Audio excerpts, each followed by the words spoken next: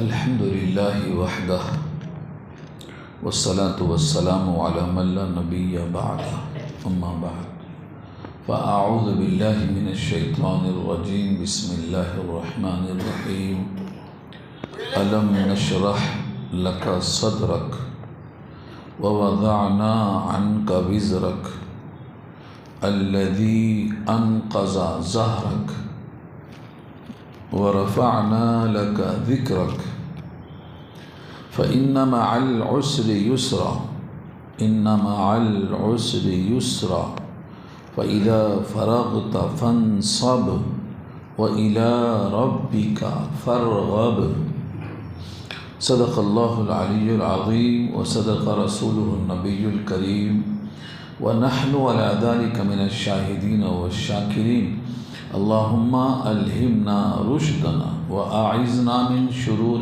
أنفسنا اللهم وفقنا لما تحب وترضى من القول والفعل والنية رب اشرح لي صدري ويسر لي أمري واحلل عقدة من لساني يفقهوا قولي آمین یا رب العالمین۔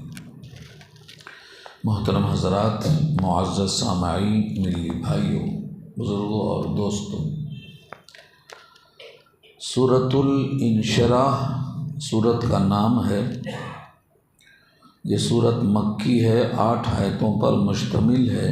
سورہ والضحیٰ کے بعد نازل ہوئی ہے، بلکہ جو مضمون سورہ والضحیٰ کے آخر میں ہے اسی کا تسلسل نظر آتا ہے سورہ انشراح کے اندر۔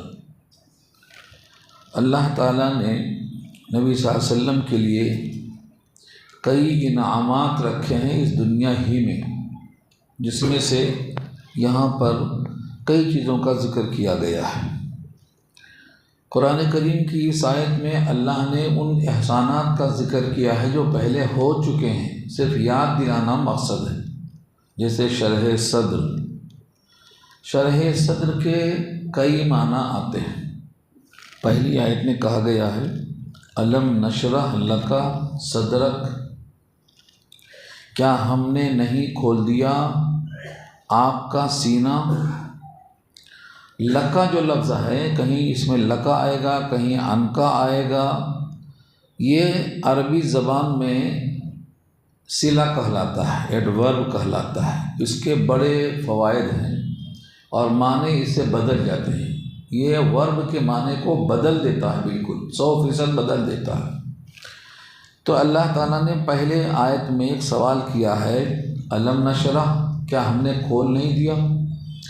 نشرح فعل مضارع ہے، متکلم جمع کا صیغہ ہے، ماضی نہیں ہے بلکہ یہ مستقبل اور حال کا معنی دیتا ہے، لیکن لم کی وجہ سے یہ معنی ماضی منفی میں کر دیا۔ کیا ہم کھولیں گے نہیں، کیا ہم نے کھول نہیں دیا، تو ماضی میں کیسے آ گیا؟ یہ لم کی وجہ سے۔ اور اس کے بعد جو آ ہے، یہ حرف آ استفہام ہے، سوال کے لیے آتا ہے، حل کے معنی میں آتا ہے۔ یہ حل میں اور آ میں بہت فرق ہے، لیکن آ اور حل دونوں سوال کرنے کے لیے آتا ہے۔ تو جملے کا مطلب ہوگا الم نشرح، کیا ہم نے نہیں کھول دیا۔ اسی سے اردو میں شرح صدر ہے۔ شرح صدر کے معنی آتے ہیں دل میں اللہ کی طرف سے وسعت پیدا ہونا۔ کبھی کبھی دل میں تنگی پیدا ہوتی ہے تو اس کو ضیق کہتے ہیں۔ اگر کسی کو اسلام پیش کیا جائے اور وہ اسلام قبول نہ کرے، اس کے دل میں ایک تنگی، حرج محسوس ہوتا ہے۔ تو یہ جو سینہ کھولنے کا لفظ ہے، اللہ نے سورہ انعام میں دونوں کا ذکر کیا ہے۔ 8ویں پارے کے پہلے رکوع میں آیا، دیکھیے فمن یرید اللہ ان یہدیہ یشرح صدرہ للاسلام، اللہ جس کے لیے اسلام کا ارادہ کرتے ہیں اس کا سینہ کھول دیتے ہیں اسلام کے لیے۔ تو یہ شرح صدر ہے۔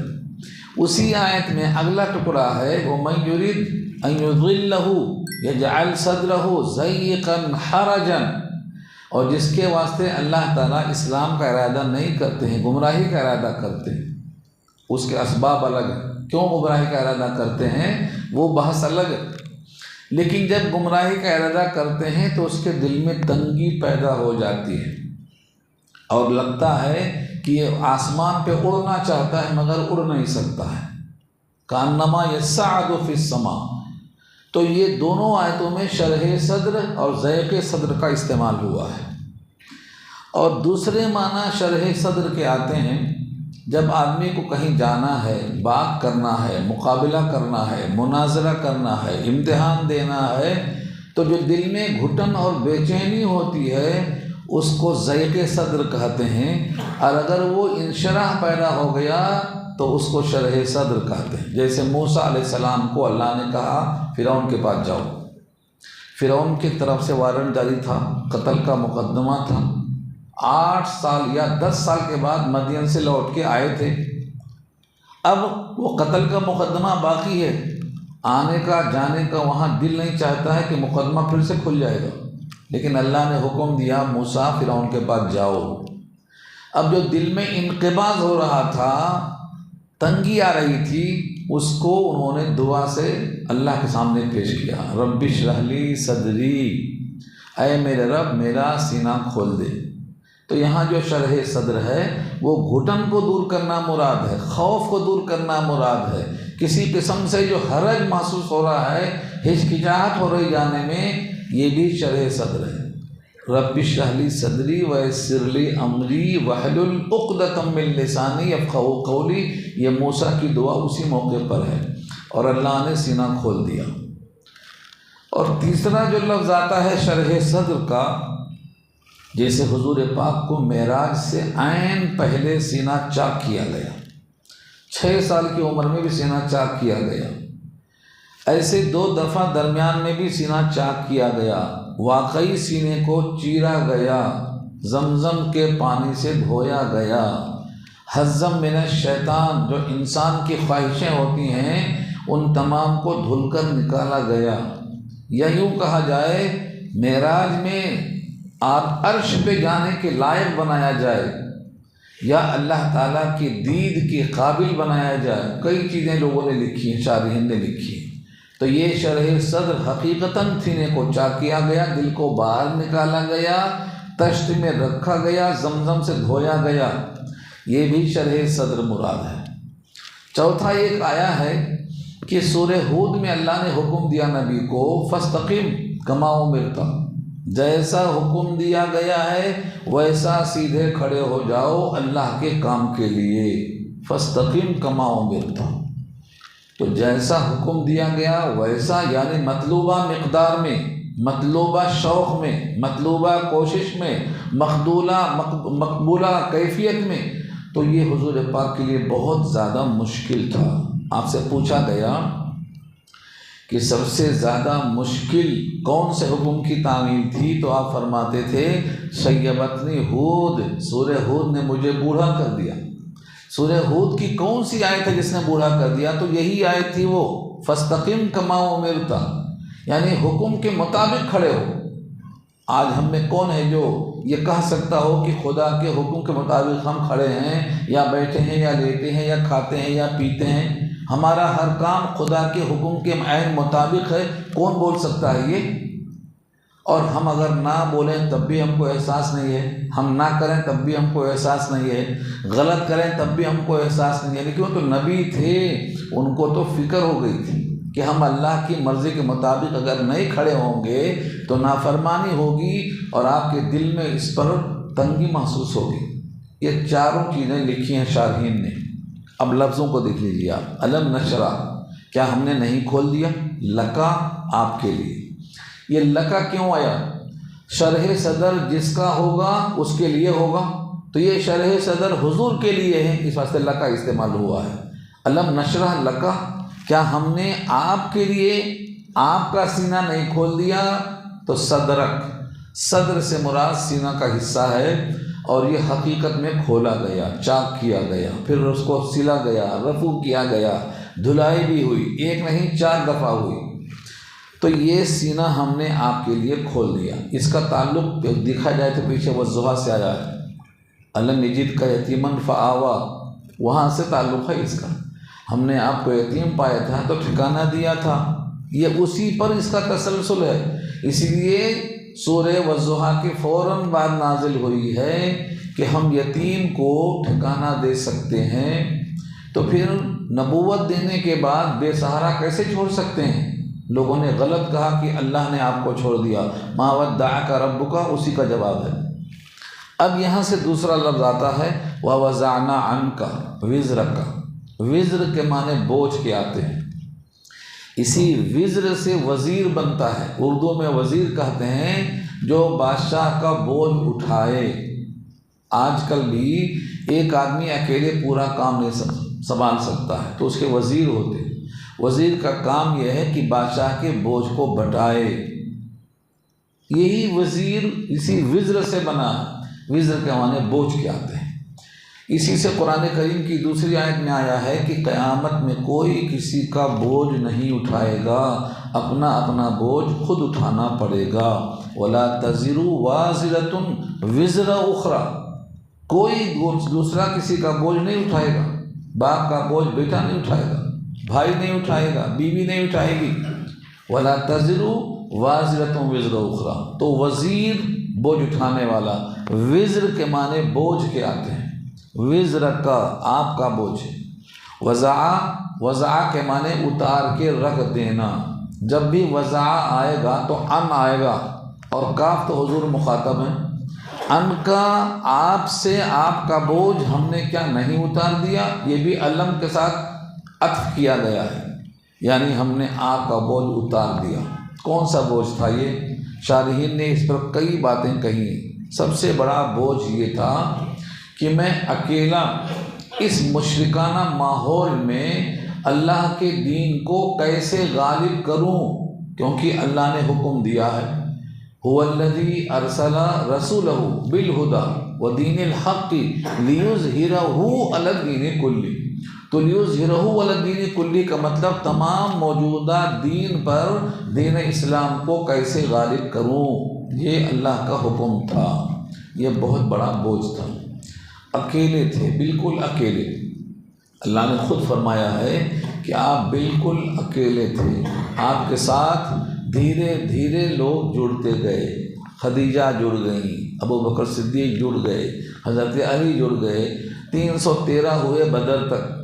اس کے بعد فتح مکہ میں 10,000 ہو گئے، حنین میں 12,000 ہو گئے۔ تو یہ دھیرے دھیرے تعداد جو بڑھتی گئی، یہ اللہ تعالیٰ نے آپ کی محنت کو قبول کیا ہے۔ تو وزر کے معنی ذمہ داری کا بوجھ، اسی بوجھ کا احساس دلایا گیا تھا جب آپ کو سینے سے لگا کر دبایا گیا تھا، موڑا تھر تھرا رہا تھا، اسی ذمہ داری کا احساس دلایا گیا تھا۔ تو اس میں کئی قسم کا بوجھ مراد لیا گیا ہے۔ اسلام کو اٹھانا، قرآن کو اٹھانا، دوسرا قول قرآن ہے۔ قرآن کریم کا بوجھ دنیا کے ہر بوجھ سے زیادہ ہے۔ چنانچہ قرآن کریم کی آیت صاحب موجود ہے، ایک سورہ احزاب کی ہے، ایک سورہ حشر کی ہے۔ اگر اس پہاڑ پر قرآن کو نازل کر دیتے تو قرآن کے بوجھ سے پہاڑ بھی پھٹ جاتا۔ لو انزلنا هذا القرآن على جبل لرأيته خاشعا متصدعا، پھٹ جاتا۔ اور اسی کا ذکر سورہ احزاب میں آیا، ہم نے اس قرآن کو پیش کیا، پہاڑ نے، زمین نے، آسمان نے، سب نے انکار کیا، اور عاجزانہ انکار تھا، باغیانہ نہیں تھا کہ ہم اس بوجھ کو نہیں اٹھا سکتے، ہم کمزور ہیں۔ اور یہ حضور پاک پر جب نازل ہوتا تھا تو پیشانی سے پسینہ ٹپکتا تھا، سردی کے موسم میں۔ اونٹنی پر آپ چلتے ہیں، اونٹنی بیٹھ جاتی تھی، اگر اونٹنی بیٹھی ہوئی ہے تو گردن رکھ دیتی تھی۔ زید بن ثابت کے ران پر حضور سوتے ہیں تو وہ فرماتے ہیں میری ران ٹوٹنے کے قریب ہو جاتی تھی۔ یہ کس کا وزن تھا؟ یہ وحی کا وزن تھا۔ اور اسی لیے جب لوگوں نے اعتراض کیا کہ قرآن تورات کی طرح ایک بارگی نازل کیوں نہیں کیا گیا، تو اللہ نے جواب میں کہا كَذَلِكَ لِنُثَبِّتَ بِهِ فُؤَادَكَ وَرَتَّلْنَاهُ تَرْتِيلًا، اسی لیے تاکہ ہم آپ کا دل مضبوط کریں اور دھیرے دھیرے آپ پر نازل کریں، آپ ٹھہر ٹھہر کے رک کے لوگوں کے سامنے بیان کر سکیں۔ تو ایک بارگی قرآن کے نازل نہ ہونے کی وجہ یہ بھی ہے کہ بہت بڑا بوجھ تھا۔ یہی بوجھ کا ذکر سورہ مزمل میں کیا اللہ نے، یا ایھا المزمل قم اللیل میں۔ یہ آیت چلتے چلتے اگلی تیسری آیت میں فرمایا انا سنلقی علیک قولا ثقیلا، ہم اے نبی آپ پر ڈالنے والے ہیں بھاری بوجھ، قولا ثقیلا، یہ قول کی صفت ہے ثقیل، یعنی بھاری کلام، اتنا بھاری کلام کہ دنیا میں کوئی کلام اس کے برابر نہیں ہے۔ چنانچہ حدیث میں آتا ہے دنیا کا ہر کلام مخلوق کا ہے اور یہ کلام خالق کا ہے۔ خالق کا کلام مخلوق کے کلام پر ایسی فوقیت رکھتا ہے جیسے خود خالق کی فوقیت مخلوق پر ہے۔ اتنا زیادہ بھاری بھرکم کلام یہ ہے۔ یہ دوسرا قول ہے کہ یہاں وزر سے مراد قرآن کریم کا بوجھ ہے، یہ دوسرا قول ہے۔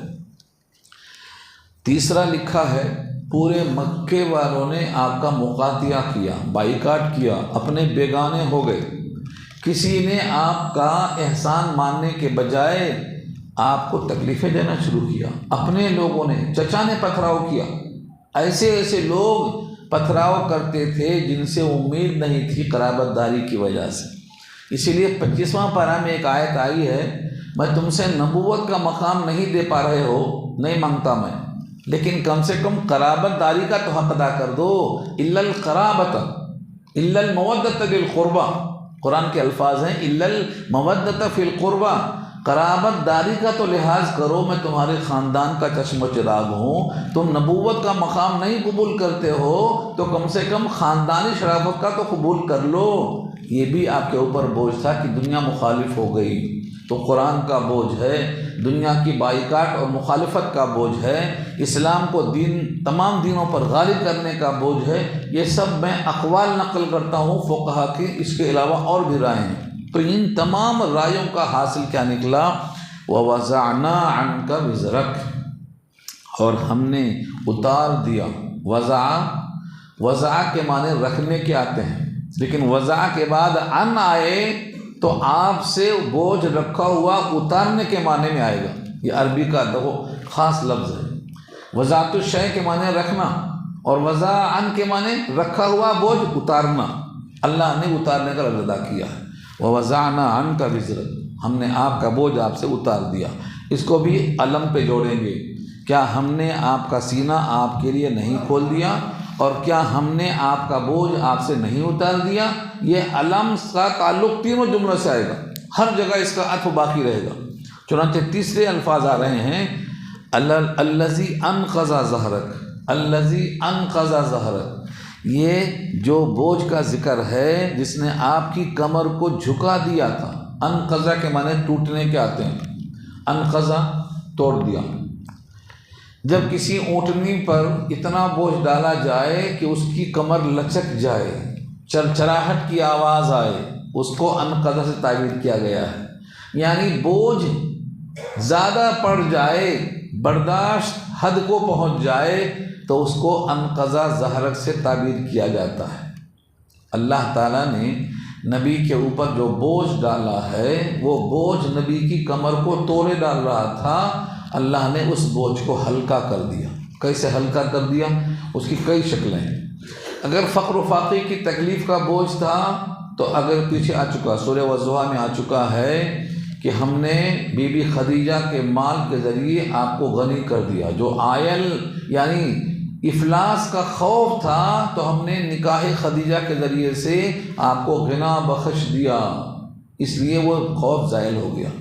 اگر دشمن کا خوف تھا تو ہم نے وعدہ کر لیا کہ آپ کا یہ لوگ کچھ نہیں بگاڑ سکیں گے، کسی بھی چوکیدار کی اور کسی بھی حارس نگہبان کی کوئی ضرورت نہیں ہے، اللہ نے وعدہ کر لیا ہے۔ یا ایھا النبی حسبک اللہ، اللہ آپ کو کافی ہے۔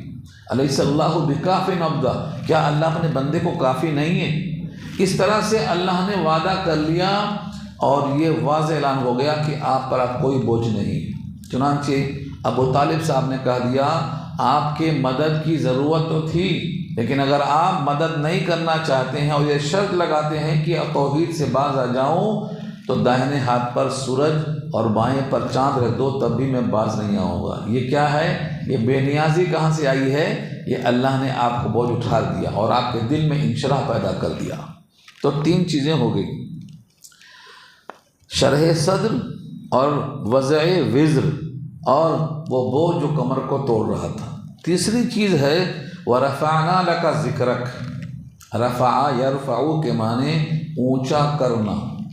رفع کے ساتھ اگر صوت لگائیں گے تو آواز اونچا کرنا، مقام لگائیں گے تو مقام کو اونچا کرنا، کسی چیز کو اونچا کرنے کو رفع کہتے ہیں۔ رفعنا جو نون ہے الف کے ساتھ، یہ ضمیر ہے جمع متکلم کی، ہم نے رفع کیا یعنی ہم نے بلند کیا۔ اور یہ بھی کسی کے لیے بلند ہوتا ہے تو لکا استعمال ہوا، رفعنا لکا، آپ کے لیے یعنی آپ کا ذکر ہم نے بلند کر دیا۔ لکا کے ساتھ استعمال ہوا ذکرک، ذکر کے معنی اردو میں چرچا آتا ہے، ذکر کے معنی یاد کے آتے ہیں، ذکر کے معنی یاد دہانی کے بھی آتے ہیں۔ تذکرہ بھی اردو میں استعمال ہے، کسی کی یاد کی جائے تو محفل میں اس کا چرچا ہوتا ہے، جیسے اللہ نے خود کہا فاذکرونی اذکرکم، تم میری یاد کرو میں تمہاری یاد کروں گا۔ تو ذکر میں جواب ذکر بھی ہوتا ہے۔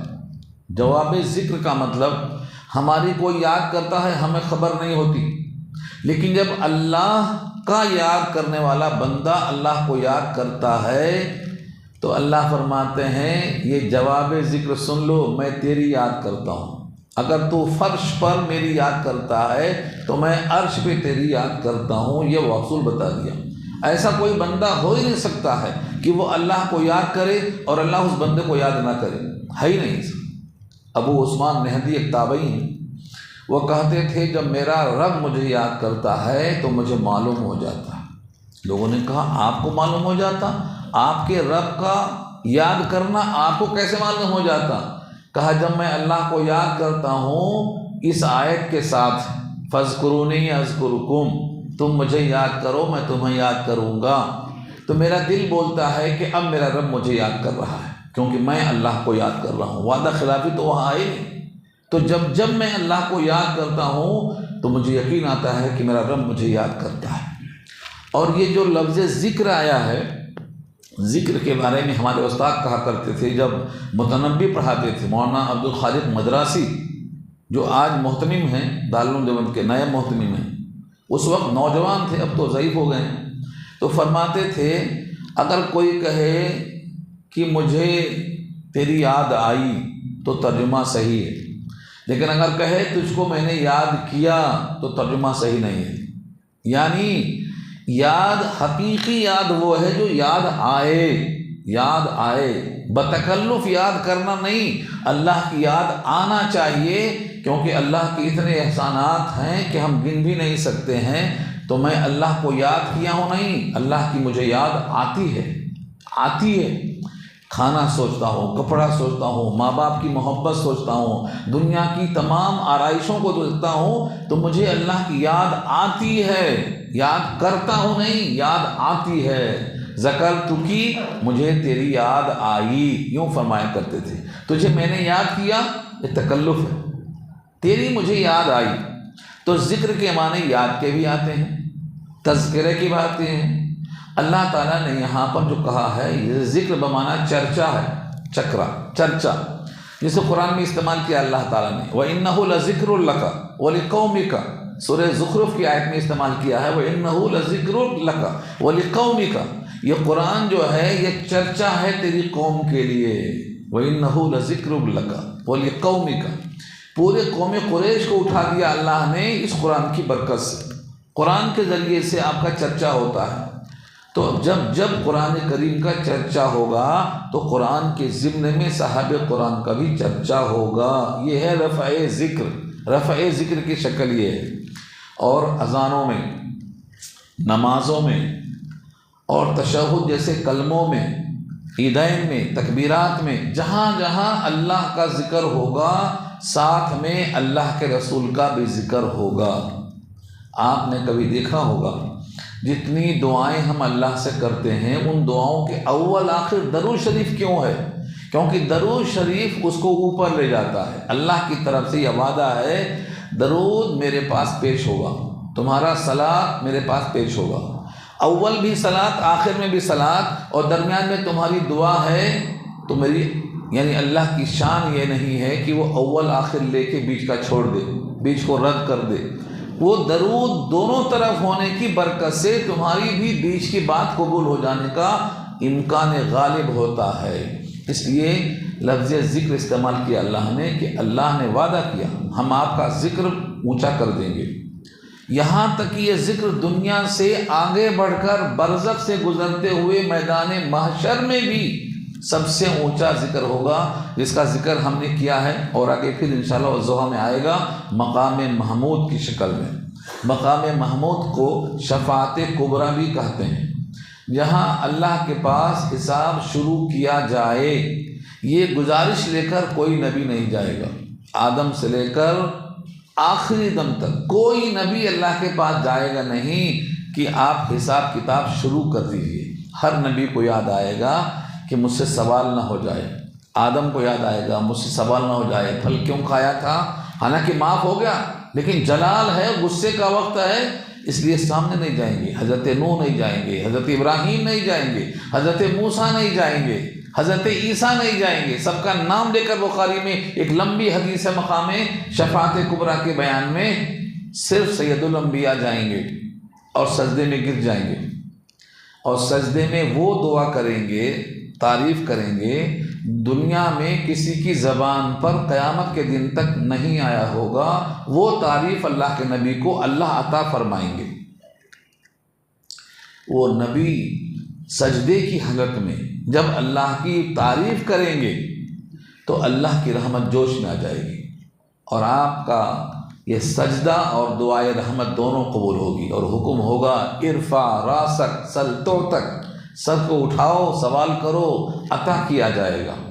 یہ شفاعت کبریٰ ہے۔ یہ بھی رفع ذکر میں آتا ہے کہ جب سارے انبیاء پیچھے ہٹ جائیں گے تو آپ شفاعت کبریٰ کے لیے آگے بڑھیں گے، اور آپ سے کسی سوال کیے جانے کا خطرہ نہیں ہوگا۔ بے داغ بصیرت اور بے داغ زندگی، یعنی ہر ایک کو خدشہ ہے کہ کوئی سوال ہو سکتا ہے، لیکن آپ چلے جائیں گے، کیونکہ ایک دعا جو آپ کی باقی ہے وہ وہیں پوری ہوگی۔ دنیا میں ہر نبی نے اپنی دعا کو جو مطلوبہ تھی، مقبولہ تھی، مانگ لیا تھا، حضور پاک نے ایک دعا کو باقی رکھا ہے، وہ امت کے لیے آخرت میں مانگیں گے، اور اسی واسطے آپ نے اللہ کے پاس پہنچ کر سجدہ کیا۔ اسی کا اشارہ ہے وَلِوَاءُ الْحَمْدِ يَوْمَئِذٍ بِيَدِي، میرے ہاتھ میں حمد کا جھنڈا ہوگا اس دن۔ یہاں یہی مراد ہے، یہی جھنڈا ہم کا ہے۔ اب حساب کتاب شروع ہوگا، حساب کتاب شروع ہونے سے پہلے کا مرحلہ ہے، تو رفع ذکر وہاں تک جائے گا، دنیا سے لے کر اذان سے لے کر اقامت تک لے کر خطبہ جمعہ خطبہ نکاح سے لے کر کلمہ طیبہ کلمہ شہادت سے لے کر ہر جگہ سے گزرتے گزرتے مقام محمود تک جائے گا یہ رفع ذکر، یہ اللہ نے وعدہ کیا ہے۔ اس کے بعد فَإِنَّ مَعَ الْعُسْرِ يُسْرًا، إِنَّ مَعَ الْعُسْرِ يُسْرًا، تکرار یہاں ہے، تکرار میں لذت ہے۔ عربی مقولہ ہے جب تکرار تنوین کے ساتھ آتی ہے، تکرار تنوین کے ساتھ آتی ہے تو تاکید کے واسطے آتی ہے، تاکید کے واسطے۔ یہاں پر جو مشقت تھی نبی کی زندگی میں، جس کو ہم عسر کہتے ہیں، عین کے ساتھ عسر کے معنی تنگی، کھانے پینے کی تنگی، بائیکاٹ کی تنگی، ہجرت کرنے کی تنگی، سب کچھ چھوڑ دینے کی پریشانی، ہر پریشانی کو آپ جھیلتے رہے، اس واسطے کہ ہر پریشانی کے بعد آسانی آئے گی۔ جیسے ہر رات کے بعد صبح آتی ہے، ایسے ہر پریشانی کے بعد راحت آنے کا اللہ نے وعدہ کیا ہے۔ یہاں فرمایا فَإِنَّ مَعَ الْعُسْرِ يُسْرًا، بے شک تنگی کے ساتھ آسانی ہے۔ یسرن کا لفظ کیا ہے؟ ایک خاص قسم کی آسانی، جیسے بائیکاٹ کیا تھا شعیب طالبی گھاٹیوں میں 3 سال تک، اس کے فوراً بعد معراج ہوئی، تنگی کے بعد معراج ہوئی، یہ آسانی بتایا۔ معراج کب ہوئی؟ تاریخ پڑھ لو اس کی۔ مقاطعہ جو ہوا 3 سال تک پتے کھانے کے نوبت آئی، اس مقاطعے کے ختم کرنے کے بعد ہی بلا لیا اللہ نے عرش اعظم کے اوپر کہ دنیا بائیکاٹ کر کے کیا کرے گی، ہم آپ کے ساتھ ہیں، آپ کے لیے پوری کائنات آپ کے پاؤں تلے ہے، جہاں تک کوئی نہیں جاتا تھا وہاں تک آپ تشریف لے گئے۔ تو یہ آسانی کو پیدا کرنا ہے۔ فَإِنَّ مَعَ الْعُسْرِ، بے شک تنگی کے ساتھ آسانی ہے۔ إِنَّ مَعَ الْعُسْرِ يُسْرًا، بے شک تنگی کے ساتھ آسانی ہے۔ اب دیکھیے آپ غور سے، یسرن کا جو لفظ ہے یہ 2 عسر کے درمیان ہے، مگر ایسا نہیں کہا، شارح نے کیا کہا؟ یسرن 2 مرتبہ آیا، بیچ میں عسر ہے، یعنی ایک تنگی ہے اور 2 آسانی ہے۔ ایک تنگی ہے اور دو آسانی ہے، یعنی تنگی نہیں رہے گی کیونکہ دونوں طرف آسانی ہے، دنیا میں اس کا بدلہ ملے گا اور آخرت میں بھی ملے گا۔ اللہ تعالیٰ نے نبی سے وعدہ کیا ہے ہر تنگی کے بعد آسانی ضرور ہوگی۔ اس پر فقہاء نے بہت سے حدیثوں کو نقل کیا ہے۔ ایک عربی شاعر لکھتا ہے اذا اشتدت بک البلویٰ ففکر فی علم نشرا فعسر بین یسرین اذا فکرتہ ففرا۔ جب تم کو کوئی پریشانی آ جائے تو تم سورہ علم نشرح میں غور کرو، کیونکہ یہاں تنگی کو اللہ نے دونوں آسانیوں کے بیچ میں رکھا ہے، تو تم کو خوشی ہوگی ہر تنگی کے بعد آسانی آنے والی ہے۔ دنیا کی تنگی میں موت کے بعد دائمی حیات ملنے والی ہے، قبر ہے، برزخ کی تنگی ہے، اس کے بعد اتنی بڑی جنت ملنے والی ہے، دنیا سے 10 گنا بڑی جنت ملے گی ادنا انسان کو جو سب سے آخر میں گیا۔ جنت میں سب کچھ تقسیم نہیں ہو چکا، لیکن ایسا کہا جاتا ہے کہ آخر میں جو آتا ہے وہ کھرچنی کھاتا ہے، لیکن جنت میں جانے والا آخری انسان دنیا سے 10 گنا بڑی جنت پائے گا۔ یہ بخاری کی روایت سنا رہا ہوں میں۔ ابو سعید خدری اور ابو ہریرہ دونوں کی روایت موجود ہے۔ ابو ہریرہ کہتے ہیں دنیا کے برابر ملے گی، ابو سعید خدری کہتے ہیں دنیا سے 10 گنا بڑی ملے گی۔ یہ اس انسان کی جنت ہے جو جنت میں سب سے آخر میں آئے گا۔ اب اشارہ کر دوں کہ وہ آخر میں کون آئے گا۔ ایک بندہ ہوگا، سب فیصلہ ہو چکا، یہ بندہ ابھی باہر پڑا ہے، برزخ میں ہے، یہ اللہ سے کہتا ہے کہ میرا چہرہ جہنم کی طرف ہے، مجھے بہت ڈر لگ رہا ہے، آپ کم سے کم میرا چہرہ جہنم کی طرف سے ہٹا کے جنت کی طرف کر دو، بس اتنی گزارش ہے۔ اللہ پوچھیں گے پھر کچھ نہیں مانگتا؟ کہا کچھ نہیں مانگوں گا، جب تک چاہا اللہ نے چپ رہا۔ اس کے بعد کہتا ہے میرا چہرہ جہنم سے پھیر دیا، جنت کی طرف کر دیا، اب دور سے دیکھنے کے بجائے ذرا قریب کر دو، چوکھٹ کے باہر ہی صحیح۔ اللہ اس بندے کو چوکھٹ تک کر دے گا، پھر کچھ نہیں مانگے گا نا، کہے گا کچھ نہیں مانگوں گا، لیکن تھوڑی دیر کے بعد بولتا ہے میرے رب اگر میں جنت کے اندر آ گیا، چوکھٹ کے باہر تو ہوں میں، چوکھٹ کے اندر آ گیا تو کیا شان میں کمی آ جائے گی، آپ مجھے اندر آنے کی اجازت دے دیجیے۔ بندہ کو اللہ اندر بلا لیں گے، جب اندر آ جائے گا تو کہے گا اب تو اندر آ ہی گیا ہوں، کچھ دے ہی کی دی، تو اللہ اس بندے کو دیں گے۔ اس بندے کو کیا دیں گے؟ دنیا کے برابر دیں گے، اس بندے کو دنیا کے برابر ملے گی۔ ابو ہریرہ کی روایت ہے اور ابو سعید خدری کی روایت ہے دنیا سے 10 گنا بڑی جنت دیں گے اس کو۔ اندازہ کیجئے کہ یہ اس کی جنت ہے جس کا یہ حال ہے جو طفیل میں آ رہا ہے رحمت خداوندی کی، جو لوگ پہلے سے پہلے پہنچے ان کا کیا حال ہوگا۔ تو یہ اللہ نے وعدہ کیا ہے دنیا میں تکلیف اٹھانے کے بعد آسانی ہوگی، برزخ میں تکلیف کے بعد آسانی ہوگی، ہر آسانی کو آپ انتظار کرو، مشقت کے بعد ملے گی۔ فَإِنَّ مَعَ الْعُسْرِ يُسْرًا، تسلی ہے نبی کو، مکے کے بعد مدینہ بہتر ہوگا، مدینے کے بعد برزخ بہتر ہوگا، برزخ سے اچھا آخرت بہتر ہوگی۔ یہی بات سورہ والضحیٰ میں آئی ہے وَلَلْآخِرَةُ خَيْرٌ لَكَ مِنَ الْأُولَىٰ، اولا سے آخرہ بہتر ہے، دنیا سے جنت بہتر ہے۔ ہر مومن کے لیے آنے والا دل گزرے ہوئے دن سے بہتر ہونا ضروری ہے، یہ خبر دی گئی ہے۔ فَإِنَّ مَعَ الْعُسْرِ يُسْرًا۔ تو اس تنگی کے فلسفے میں ایک بات کہی گئی، دنیا میں دن بھر کام کرتے ہو، تھک جاتے ہو، تھکنے کے بعد دل چاہتا ہے سو جاؤ، نہیں، مشقت جھیلو، کیونکہ اس مشقت کے بعد جب اس کا اجر ملے گا تو آپ کو راحت ملے گی۔ اس لیے کہا فَإِذَا فَرَغْتَ، بس جب آپ فارغ ہو جائیں، کس سے فارغ ہو جائیں؟ دنیاوی کام سے یا دینی کام سے یا دن بھر کے مشاغل سے، مطلب انسانوں کے درمیان کام کرنے سے، لوگوں کے درمیان کام کرنے سے فارغ ہو جائیں، فنصب، تو کھڑے ہو جاؤ۔ فنصب کا ترجمہ کیوں کیا؟ فنصب کے معنی نصب کہتے ہیں کسی چیز کو گاڑ دینا، کسی چیز کو گاڑ دینے کو نصب کرنا کہتے ہیں، یعنی اللہ کے سامنے ایسا کھڑے ہو جاؤ جیسے کوئی کھمبا گاڑ دیا جاتا ہے، ہلنے کا نام ہی نہیں، کھڑے ہیں اللہ کے سامنے، پاؤں میں ورم آ گیا، سوجن آ گئی، تکلیف آ گئی، مگر کھڑے ہو جاؤ اللہ کے سامنے۔ اور اس میں بیزارگی نہیں ہونا چاہیے، وَإِلَىٰ رَبِّكَ فَارْغَب، اور اپنے رب کی طرف رغبت کے ساتھ کھڑے ہو۔ رغبت اردو میں استعمال ہے جب کسی چیز میں دل لگاتا، کھانے میں مزہ آتا تو کہتے ہیں رغبت کے ساتھ، خواہش کے ساتھ۔ تو الا جو آیا ہے اپنے رب کی طرف دل لگا کر کھڑے ہونے کا حکم دیا ہے، بیزارگی کے ساتھ نہیں۔ اگر کوئی نماز پڑھ رہا ہے، دل نہیں لگ رہا ہے، تلاوت کر رہا ہے، دل نہیں لگ رہا ہے، دعا کر رہا ہے، دل نہیں لگ رہا ہے، حضور نے کہا ہے رک جاؤ، نیند ہے، نیند پوری کر لو، بعد میں نماز پڑھ لو، لیکن دل لگنا ضروری ہے۔ اگر آپ کا دل نہیں لگ رہا ہے تو بیزارگی والی نماز، بیزارگی والی دعا یہ چلنے والی نہیں ہے۔ بیویوں میں سے، حضور کی بیویوں میں سے ام سلمہ کا ذکر لکھا بخاری میں، ان کے کمرے میں رسی بندھی ہوئی تھی، یہ رسی میں اپنی کمر کو باندھ کے نماز پڑھتی تھی۔ حضور نے کہا یہ رسی کیسی ہے؟ کہا اس رسی کو اس لیے باندھتی ہوں کہیں نیند میں گر نہ جاؤں، اتنا غلبہ نیند کا۔ حضور پاک نے کہا ماں، یہاں جیسا ہم بولتے اردو میں ہیں، بولتے ہم کیا ہے، اس کو چھوڑ دو۔ جب تک دل میں انشراح ہو، بشاشت قلبی ہو، تب تک نماز پڑھو۔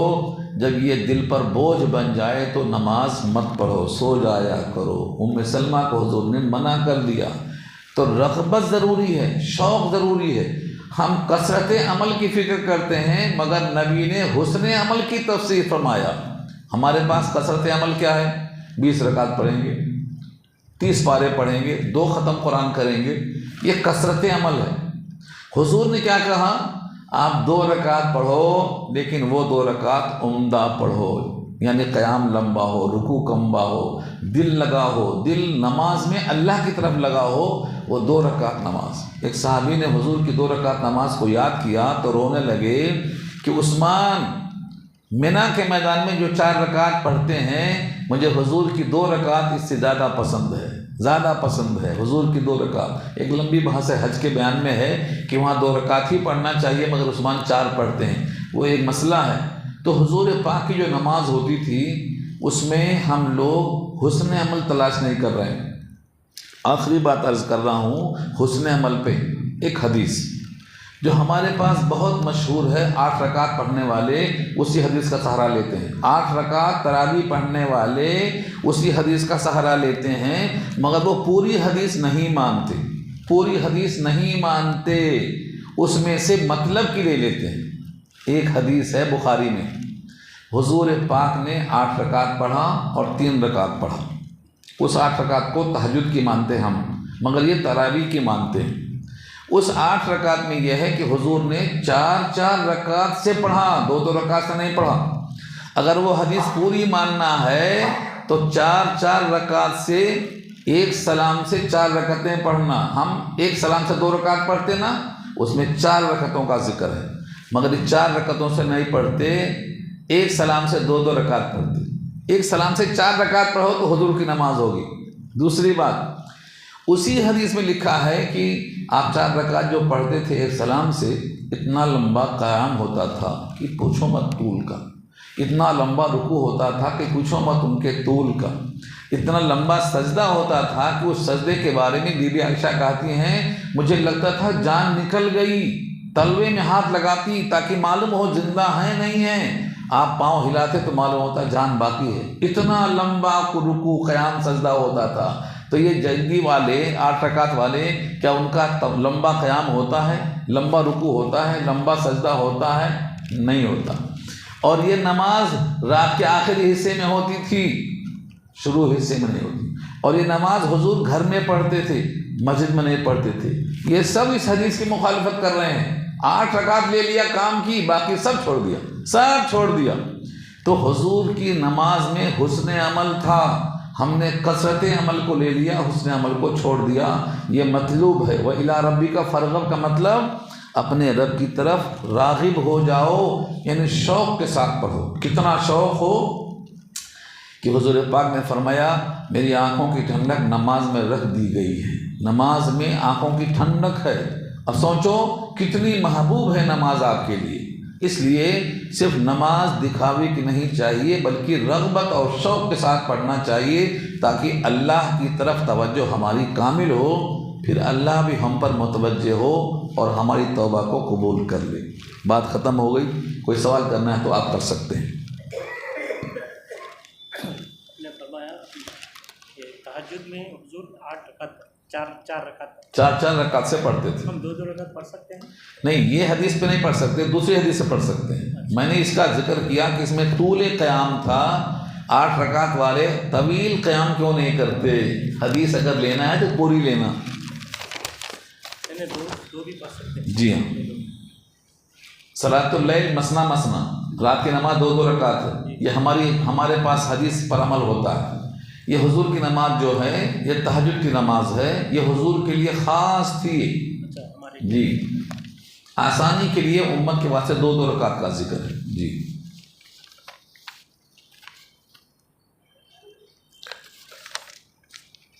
بعض لوگ بغیر حساب کتاب کے جنت سے بیان فرمائیں، کیا مومن لوگ بھی اس میں شامل رہیں گے؟ بتائیں. بی بی عائشہ کو حضور نے یہی تو سکھایا تھا، اللہم حاسبنا حسابا یسیرا. یہ کثرت سے پڑھو. حضور نے کہا ہے یہ پڑھنے والے کا حساب آسان ہوگا. بی بی عائشہ نے اعتراض کیا، حساب ہوگا تو جرا ہوگی تو پکڑے جائیں گے. منو قشل حساب فقط الزبا، یہ حدیث حضور نے سنا رکھا تھا. بی بی عائشہ نے اسی کو لے کر پیش کیا، من ہو زبا اس زبا، جس کا حساب کتاب ہوگا اس کی جرا ہوگی تو پکڑا جائے گا. تو کہا حساب یسیر میں حساب نہیں ہوگا، صرف پیچی ہوگی، صرف پیچی گزار دیے جائیں گے. جرا نہیں ہوگی، حساب میں جرا نہیں ہوگی. من ہو زبا اس زبا لاگو نہیں ہوتا یہاں. اس لیے اگر آپ دعا پڑھتے ہیں اللہم حاسبنا حسابا یسیرا، اللہ ہمارا حساب آسان لیجئے، یہ حضور نے سکھایا ہے بی بی عائشہ کو، تو انشاءاللہ حساب کتاب میں آسانی ہوگی، پیشی ہوگی، جرا نہیں ہوگی. اور یہ ہر مومن کے لیے ہے، ہر مومن کے لیے ہے. اور یہ متقیوں کے لیے، محسنوں کے لیے اور مقربین کے لیے، جس کا ذکر سورہ واقعہ میں آیا ہے نا، اصحاب المقربین اور اصحاب الیمین دونوں کا ذکر آیا ہے. تو حساب یسیر ہوگا. میری امت میں سے 70,000 لوگ بغیر حساب کتاب کے جنت میں جائیں گے، اور ہر ایک کے ساتھ 70,000 ہوں گے ساتھی. تو 70,000، پھر ہر ایک کے ساتھ 70,000. اور یہ تعداد فکس نہیں ہے، یہ کثرت مراد ہے، کثرت مراد ہے. اس لیے امت کے بیشتر لوگ حساب کتاب کے بغیر یعنی پیشی ہوگی چلے جائیں گے. اور یہ اس امت کا امتیاز ہے، اس امت کا امتیاز ہے کہ جنت کی 80 صفوں میں سے، جنت کی 120 صفوں میں سے 80 صفیں اس امت کے واسطے ریزرو ہیں. پہلے سے 80 صفیں اس امت کے واسطے مقرر ہیں. یہ بھی تقاضا ہے کہ امت زیادہ جنت میں جائے گی. اور اس کا سب سے اہم راستہ ہے توبہ اور استغفار. جتنا زیادہ توبہ استغفار کریں گے اتنا گناہ دھل جائیں گے، نیکی باقی رہے گی. توبہ سے گناہ دھلتا ہے لیکن آپ کا نیک عمل باقی رہتا ہے، وہ دھلتا نہیں ہے. ہاں، اس میں اضافہ ہوتا رہتا ہے. 1 کریں گے 10 ملے گا، اخلاص کریں گے 700 ملے گا، مکے میں جائیں گے تو 7 لاکھ گناہ ملے گا. تو یہ اللہ تعالیٰ مقام اور مکان کے اعتبار سے اور زمانے کے لحاظ سے بڑھاتے چلے جاتے ہیں. تو کثرت سے توبہ کرنا، کثرت سے استغفار کرنا، کثرت سے درود پڑھنا، کثرت سے اللہ کا ذکر کرنا، اور اللہ سے بغیر حساب کتاب کے جنت مانگنے کی دعا کثرت سے کرنا. اور ایک چیز اگر ہو سکے تو کر لینا، وضو کر کے سونا، وضو کر کے سونا. بخاری میں ایک چیپٹر ہے، من باتا علی الوضو، جو رات گزارتا ہے وضو کے ساتھ. رات بھر کا تو گارنٹی نہیں ہے، جسم سے ہوا کھلتی ہے، خارج ہوتی ہے، لیکن سوتے وقت اگر وضو کر کے سوتا ہے اور یہ دعا پڑھتا ہے، جو باب الوضو کے ختم پر آخری حدیث ہے، غسل کے بیان سے پہلے، میں نے پہلے بھی کہا تھا بخاری میں یہ موجود ہے. اگر یہ کوئی دعا یاد کر لے اور یہ روزانہ پڑھے تو اس کا حساب نہیں ہوگا، جنت میں جائے گا بغیر حساب کے. یہ وعدہ ہے نبی کا. وضو کر کے سوئے، یہ دعا پڑھ کے سوئے، دعا کو سمجھ کر دعا کی طرح پڑھے. اللہم اسلمت وجہی الیک وفوضت امری الیک والجأت ظہری الیک لا ملجا ولا منجا منک الا الیک اللہم آمنت بکتابک الذی انزلت وبنبیک الذی ارسلت. اگر آپ اتنا پڑھ لیں تو انشاءاللہ حساب نہیں ہوگا. یقین کے ساتھ حضور نے کہا ہے جنت میں جائے گا، جنت میں جائے گا. اور تیسری چیز دعائے سید الاستغفار.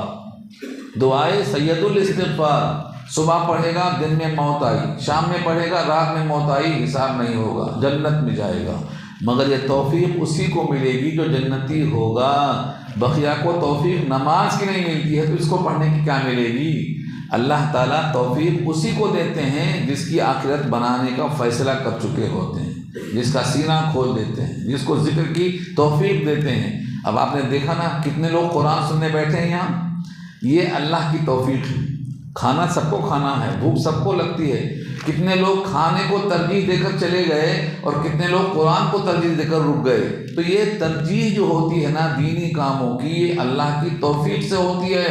تو قرآن یا ذکر یا ان تمام اعمال کی توفیق جن سے نجات واجب ہوتی ہے، یہ توفیق ہوتی ہے۔ توفیق کے معنی اسباب خیر کو مہیا کرنا، ممانعات کو دور کرنا، اس کو توفیق کہتے ہیں۔ یہ اللہ کی شان ہے۔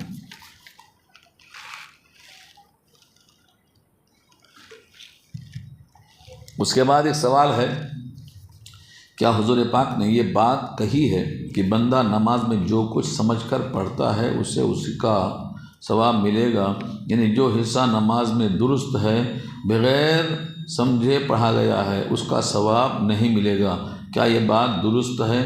اگر درست ہے تو قرآن کی تلاوت کے بارے میں بھی ایسا ہی ہوگا۔ ایسا درست نہیں ہے۔ نماز کو سمجھ کر پڑھنا چاہیے، یہ بالکل صحیح ہے، لیکن اگر بندہ نماز کو پڑھتا ہے اور سمجھ میں کچھ نہیں آتا ہے تب بھی اس کی نماز ادا ہو جائے گی۔ فقہا نے کہیں نہیں کہا ہے یہ کہ اس کی نماز کا ثواب نہیں ملے گا، اس کے الفاظ کا ثواب نہیں ملے گا، ایسا کہیں نہیں کہا گیا ہے۔ سمجھ کر پڑھنا یقیناً بہتر ہے، قرآن ہو یا دعائیں ہوں، لیکن اگر کوئی بغیر سمجھے پڑھتا ہے تو کم سے کم لفظوں کی برکت کا ثواب تو اسے ضرور ملے گا۔ تیسرا سوال ہے، ایک شافعی صاحب نصاب ہی نہیں ہے، کیا لفظ ہے؟ ایک شخص صاحب نصاب ہی نہیں ہے مگر 1 لاکھ سے زیادہ انکم ٹیکس کا کاٹا جا رہا ہے، کیا کوئی صورت ہے کہ اس ٹیکس سے بچا جا سکے؟ وضاحت فرمائے۔ تو قانونی بحث ہے، دنیاوی لوگ بتائیں گے، آپ کا سی اے بتائے گا اس کے بارے میں۔ نمبر 4، کیا کوئی ایسی مثال ہے کہ ایک شخص زندگی بھر نیک اعمال کرتا ہے مگر اس کا خاتمہ ایمان پر نہیں ہوا؟ اگر ایسا بھی ہوا ہے تو کیا اس شخص سے ناانصافی نہیں ہوگی؟ اس ضمن میں بھی وضاحت فرمائیں۔ جی، ایسا حدیث میں آیا ہے کہ بعض لوگ زندگی بھر نیک کام کرتے ہیں لیکن مرتے وقت انہوں نے کچھ ایسا کام کر دیا کہ ان کا خاتمہ کفر پہ ہوتا ہے۔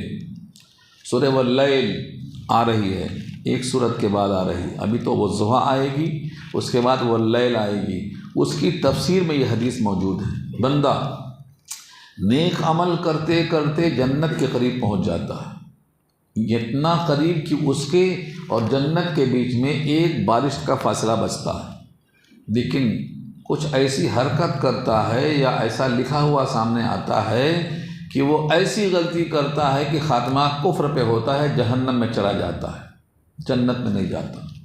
ایک انسان گناہ کرتے کرتے جہنم کے قریب ہو جاتا ہے، یہاں تک کہ اتنا قریب ہوتا ہے کہ اس کے جہنم کے بیچ میں ایک بارش کا فاصلہ بچتا ہے، لکھا ہوا سامنے آتا ہے، خاتمہ ایمان پر ہوتا ہے، جنت میں چلا جاتا ہے۔ اس پر بخاری نے کئی باب قائم کیے ہیں، اس پر بخاری نے کئی حدیثیں نقل کی ہیں، کئی حدیثوں کو نقل کیے۔ سورہ واللیل کی تفسیر میں بخاری میں آپ کو یہ حدیث ملے گی، اس میں تقدیر کا بیان کیا گیا ہے کہ اللہ ہر شے پہ قادر ہے، اس کے کس عمل کی نحوست یہ ہے کہ ایمان سلب ہو گیا، یہ عمل کی نحوست کے بیان میں بھی آپ کو ملے گا۔ بعض عمل کی نحوست ایسی ہوتی ہے جس سے اس کا خاتمہ ایمان پر نہیں ہو پاتا، سوء خاتمہ ہوتا ہے۔ اس میں بہت سی روایتوں کو جمع کیا گیا ہے، اور ایک شخص جو بالکل جہنم کے قریب تھا، جس کا ذکر آیا نا کہ 100 کا قاتل تھا، یاد ہے؟ 100 کا قاتل تھا، 99 قتل کرنے کے بعد عالم کے پاس پوچھا بخشش ہوگی تو کہا نہیں ہوگی، تو کہا اچھا تجھے بھی مارتا ہوں، 100 پورا کر دیا، اس کو بھی مار دیا۔ پھر احساس ہوا کہ جہنم میں جاؤں گا تو کیا ہوگا؟ راستے میں کسی نے کہا فلاں گاؤں میں ایک آدمی ہے بہت اچھا ہے، اس کے پاس جا، کچھ راستہ بتائے گا۔ ادھر جا رہا تھا، ٹھوکر لگی، راستے میں مر گیا۔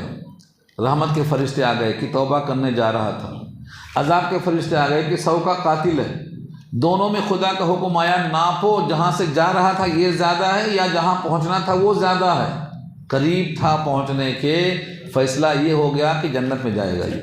تو رحمت خداوندی ہے یہ، اللہ کی طرف سے کون سی نیکی کام میں آتی ہے نہیں معلوم، تو یہ بالکل سچ ہے، تقدیر کے بیان میں بھی آتا ہے کہ تقدیر میں جو لکھا وہی ہوگا، آپ کیا لکھا ہے نہیں جانتے، لیکن اللہ کی رحمت کو آپ جانتے ہیں، تو رحمت سے امید رکھنا اور اللہ سے اچھا گمان رکھنا، اچھی دعائیں کرنا۔